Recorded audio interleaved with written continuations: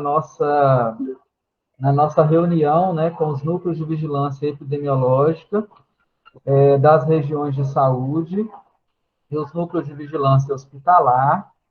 E hoje o nosso tema, então, da nossa reunião são meningites e notificação de violências. Então, nós vamos começar com a apresentação da Marília, né? A Marília, ela é da Gerência de Vigilância das Doenças Imunopreveníveis de Transmissão Hídrica e Alimentar. A gente está aqui também com a Rosa, né, que é da mesma gerência. E quem vai falar da notificação de violências, salvo engano, é Leciana ou Andréia, né, que estão aqui também, que são da GVDANT, né, que é a Gerência de Vigilância das Doenças Crônicas Não Transmissíveis e Promoção da Saúde, tá bom? Então, a gente faz, né, essas duas apresentações primeiro, e aí depois a gente abre, né, para as discussões, para as dúvidas, para a participação de vocês. Assim, eu acho que é o mais importante, né, a gente trazer um tema, ele ser explanado aqui, né, pelas áreas técnicas, e aí a gente ter essa oportunidade, né, de conversar, de debater, de debruçar um pouco mais sobre ele, tá bom? Então, Marília, está com você. Eu vou falar, falada rapidinho aqui sobre as meningites. Que pediram para falar sobre critérios de encerramento de caso e quimioprofilaxia. Primeiro, é uma doença de notificação compulsória, de acordo com a portaria, a última que foi atualizada no ano passado, em 2020. E como a gente tem pela própria ficha, quando vocês veem lá, tem lá doença meningocócica e outras meningites.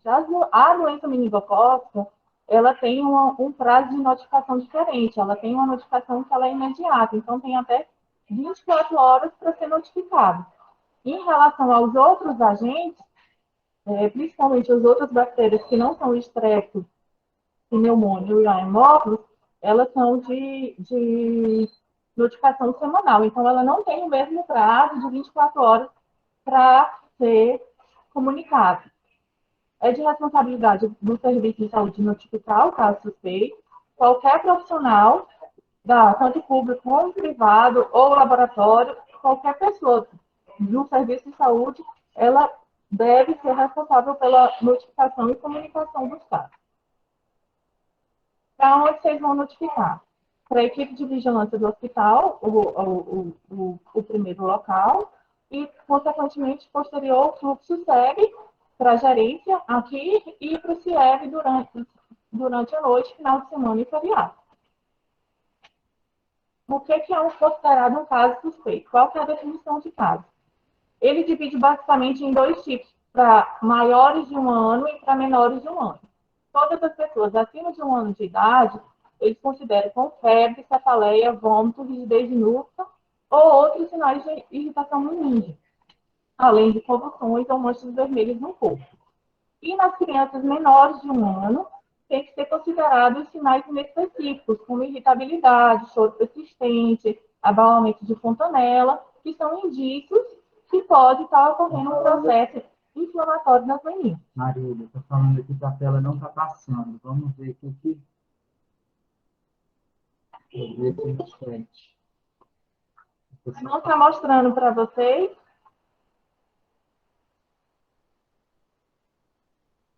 Alguém falou que... Não, só está aparecendo situação epidemiológica das meningites no Distrito Federal. Parou nesse daí. Então vamos... duas vezes em cima da tela.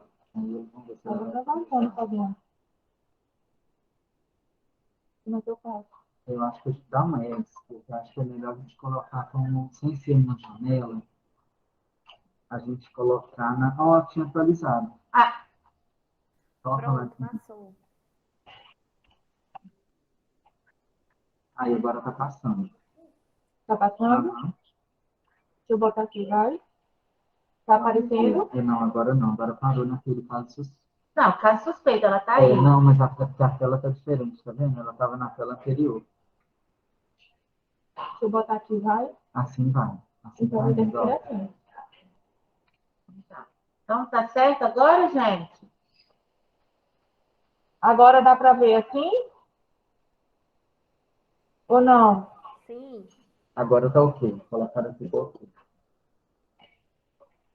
E vale lembrar que também nos casos de meningococcemia pura, sem meningite associada, normalmente acomete o quê? Tem um exantema, um eritema, além de sinais inespecíficos sugestivos de sepse, como hipotensão, diarreia, dor abdominal, dor em membro inferior, mialgia, rebaixamento de sensório. E esse quadro, normalmente, de meningococcemia, a evolução ela é muito rápida. Dentro de 24 horas, o paciente já tem esses sintomas bem graves. O objetivo da investigação é obter informações clínicas do caso, verificar qual é o resultado de exames de líquor, sangue, soro e que deve ser encaminhado para o laboratório. Identificar os possíveis pontos de transmissão da doença, os contatos quando são necessários e avaliar a necessidade de medidas de controle.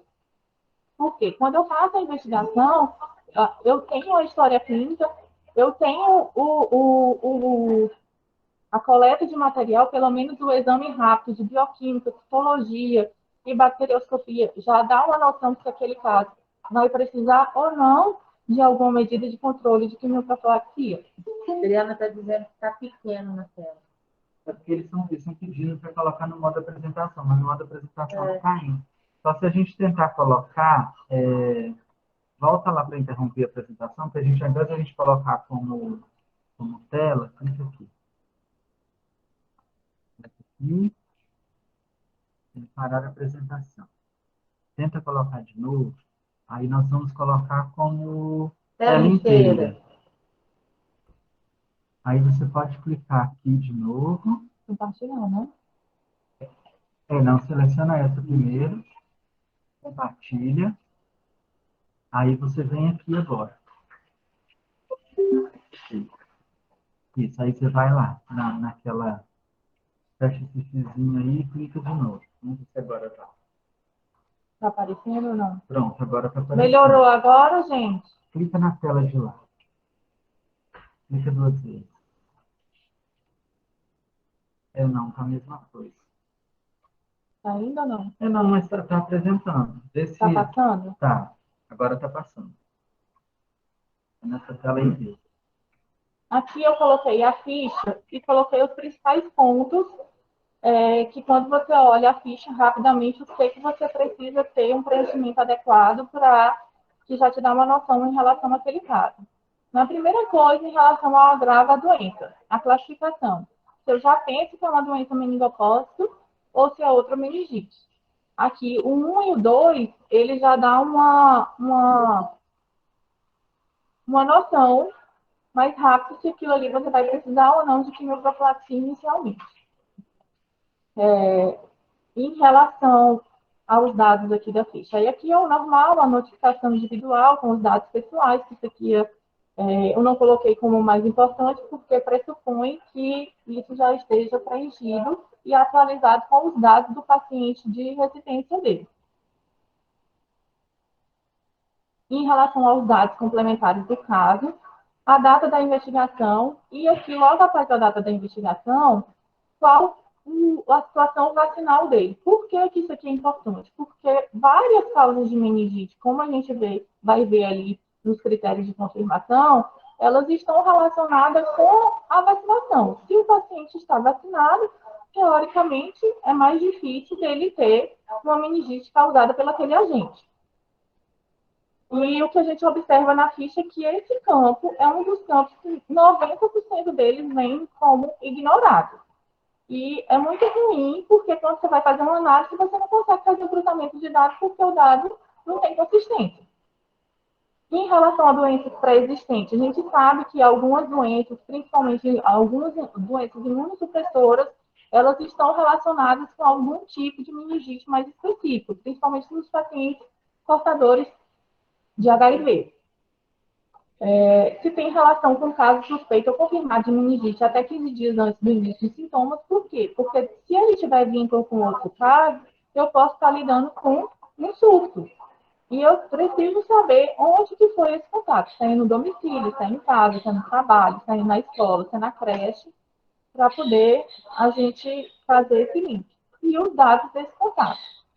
Nos sinais e sintomas, aqui a gente tem cefaleia, febre, vômito, convulsões, rigidez de nuca, os outros sinais meninos de Kern de Brudzinski, abalamento de fontanela, coma, peteca e sucções hemorrágicas e outros que às vezes aparecem como rebaixamento de nível de consciência, e o pessoal termina colocando aí mialgia, diarreia, termina colocando aí nesse outro campo.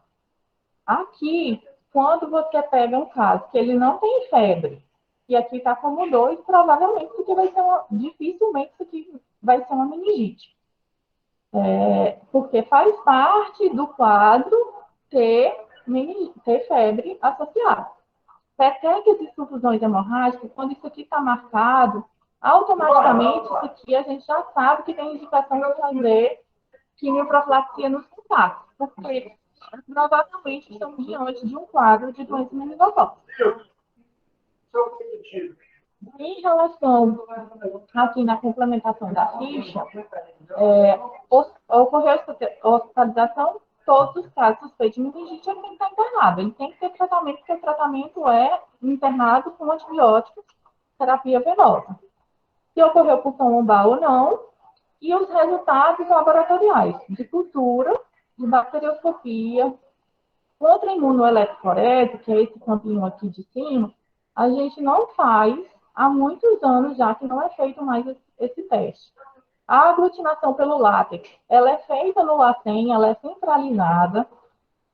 Ultimamente a gente só está fazendo material de líquido, sangue e soro. Não está sendo feito por questões do kit, porque o kit que tem no mercado disponível, ele não autoriza você fazer com sangue ou com soro, como já teve uma época que era feito.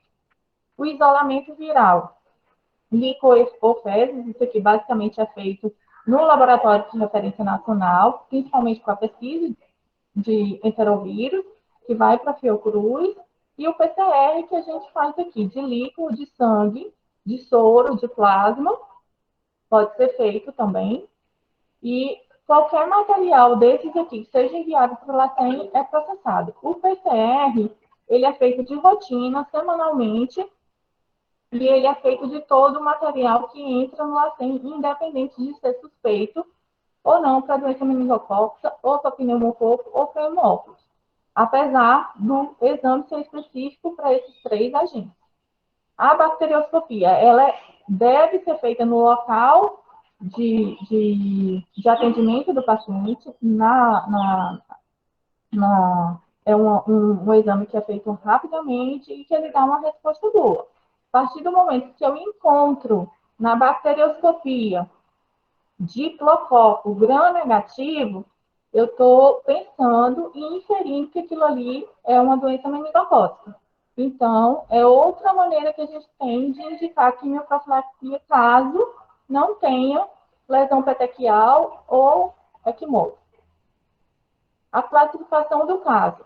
Ou ele vai ser confirmado, ou ele vai ser descartado. Os casos que são confirmados, eles têm que seguir a confirmação e especificar qual que é o tipo de meningite que você está inferindo. Os 3 primeiros casos aqui, se confirmados, eles são relacionados com a doença meningocócica, que é a meningococcemia pura, a meningite meningocócica e a meningite meningocócica com meningococcemia. Normalmente, como é que você faz a diferenciação dessas 3 formas? A meningococcemia, eu só tenho um sinal de choque séptico, e normalmente vem acompanhado de peteca e equimose.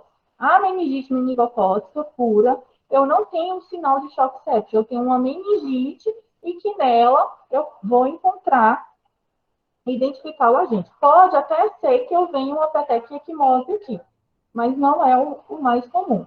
E a meningite meningocócica com meningococcemia, que eu venho as 2 formas associadas. A meningite tuberculosa é a outra forma, que normalmente você vai ter ou pela cultura, que normalmente o LACEN faz por gene 7, que pode vir aqui. E você termina confirmando. A meningite por outras bactérias, a cultura dela, ela vai ser identificada outro germe, um Staphylococcus aureus, uma pseudomonas, um streptococcus. Aí aqui, quando você colocar os 5 aqui, vai abrir esse campo e vocês digitam qual que é a bactéria que foi encontrada na cultura. A meningite não especificada, esse aqui é o principal gargalo que a gente tem em relação a meningite como um todo. Por quê? Porque aqui eu não consigo identificar se ela é viral, se ela é bacteriana, se ela é fúngica. Então, isso é ruim. Eu não sei o que realmente está acontecendo com aquele paciente. A meningite asséptica, aqui, ela é classificada como as meningites virais. Hoje, no LACEN, está sendo feito o PCR, um kit que eles têm, um painel viral que eles estão fazendo. Inicialmente, o ano passado, ele estava em fase de liberação, de aprovação, e eles estão fazendo para quem solicita esse daqui. Eu não tenho um controle de solicitação de vocês e nem de relatório do LACEN como eu tenho, da bacteriologia e como está tendo agora da parte da micologia. Já foi uma coisa que foi solicitada, mas ela ainda não está estabelecida esse fluxo, esse feedback do LACEN para cá, para diversos. As meningites de outra etiologia, aqui entre as meningites fúngicas, dos parasitas, e meningite por hemófilos e meningite por pneumo, que essas aqui, a 9, a 10, 1, 2 e 3, a gente consegue identificar, tanto pelo PCR, como pelo látex, pela cultura e a bacterioscopia. E essas três são as três bactérias que têm uma importância maior do ponto de vista de saúde pública. Depois que eu confirmei o caso, eu preciso saber qual é o critério de confirmação.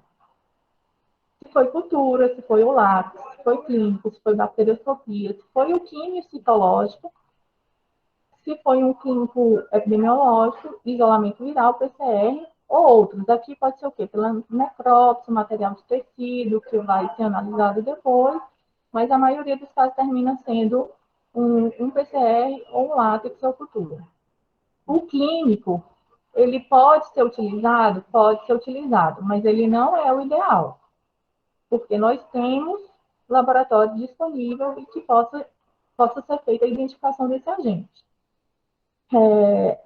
Quando eu faço um diagnóstico clínico, por exemplo, de meningite meningocócica, fica muito difícil eu saber qual é o sorogrupo. Eu não vou ter esse sorogrupo. Como é que eu vou saber qual é a cepa que está circulando, qual é o sorogrupo que está circulando, para eu poder orientar o programa de vacinação?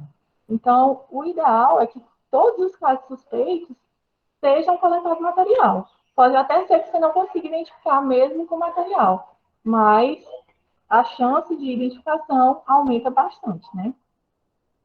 Se eu penso em um desses três agentes aqui, eu preciso fazer a quimioprofilaxia aqui. Quanto tempo que eu faço essa quimioprofilaxia aqui? O mais rápido possível. A partir do momento que eu tenho um indício para fazer. Eu tenho um indicativo de fazer aqui. Quem são os comunicantes? Se foi feito, a data que foi feita. A evolução do caso. Se foi alta, se foi óbito por meningite, óbito por outra causa, ou se foi ignorado. Isso aqui é muito importante que ele seja preenchido, principalmente 1, 2 e 3. O ignorado é muito difícil disso acontecer, porque os pacientes internam e eles normalmente têm que sair via alta médica, né? Não por evasão. Se for por evasão, provavelmente não é o caso de meningite confirmado. A data dessa evolução, que é a data que o paciente teve alta ou que foi o óbito, e a data do encerramento. Em relação aos exames, o exame quimio-citológico tem um campinho que ele deve ser preenchido aqui e ele dá um norte para quem está olhando, principalmente para os médicos na hora que estão analisando, se a diferenciação celular, que ela é vista aqui, ela pode ser de um vírus, ou se mais sugestivo de uma meningite viral, ou se de uma meningite bacteriana, ou até de meningite fúngica, a partir do que eu tenho análise tanto de celularidade como da parte de bioquímica. E as informações adicionais é o que vocês encontrarem de isso que eu não consigo colocar na ficha. Por exemplo, frequenta creche todos os dias, o último dia que foi um dia antes da criança adoecer. Eu não tenho essa informação como colocar lá na ficha, então eu coloco na informação adicional. Quem fez a investigação e assinar. Aqui são as duas bactérias, aqui é um diplococo gram-negativo e aqui é um bacilo gram-negativo ou pleomórfico, porque o hemófilo ele tem Essas duas denominações, se vocês virem na lâmina, pode vir, o microbiologista pode liberar dessas duas formas.